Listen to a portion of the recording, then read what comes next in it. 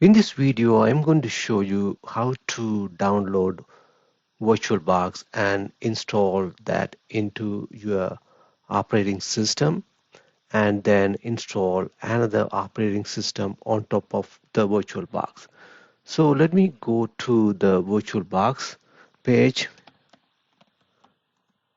VirtualBox, and then open up Oracle VM VirtualBox. So VirtualBox has been developed by Oracle and it is one of the best free virtualization software out there. So this has some description you can read. I'm going to tell you some important points here is VirtualBox is a powerful virtualization product for enterprise as well as home users. It's an open source and presently VirtualBox run on Windows, Linux, Mac OS, and other operating system and support large number of guest operating system. So you install another operating system on top of VirtualBox. The one you install inside VirtualBox is called guest operating system. So let me download. Click here, go to download, and then you are going to install this on top of your Windows operating system. So click on here and it's going to download here. I already have downloaded in my computer. So let me go to downloads and you see VirtualBox already has been downloaded. So I'm going to double click here to start the ex execution file. And then let me close here and I can close this one too, exit, and then here I will leave everything as default, and if you are going to change the default folder here, just click browse here and then you can select what folder you are going to install VirtualBox.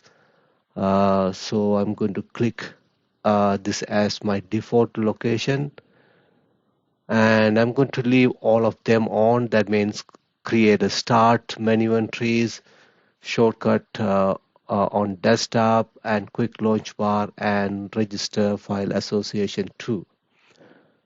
And then it's going to give you some warnings here.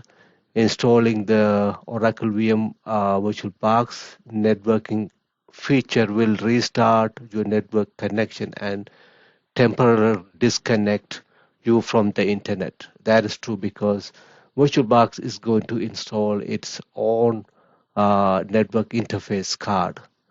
So let me say yes, and I'm going to click install. So it's starting to install. It's giving me a default warning. So I'm going to click yes, and it's starting the installation right now. So just wait a few seconds and to get this completed. So yes, so installation has been complete. So I can start VirtualBox here,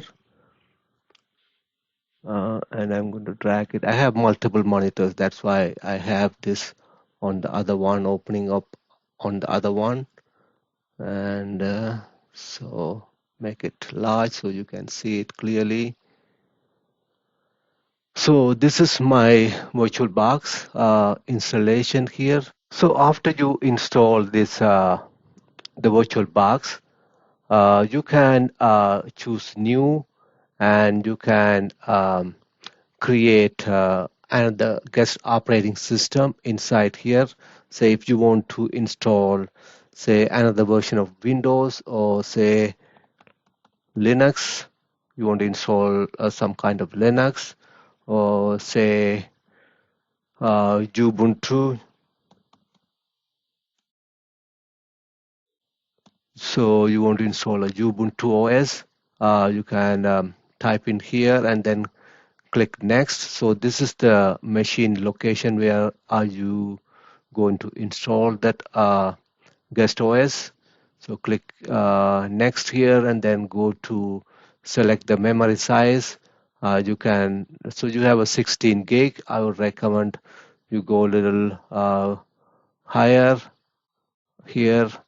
So you can go this much, and it shows you if you go beyond this one, it will decrease the performance of your um, the computer where you are installing this VirtualBox. So you have to maybe stay here 4 gig, allocate a 4 gig for this one, and click next, and create a file here, and then you can go through this process. I will be covering this in another video on how to install a guest operating system inside VirtualBox. Hope you enjoyed this video. Please don't forget to like, subscribe, and turn on the notification. Thanks. Bye.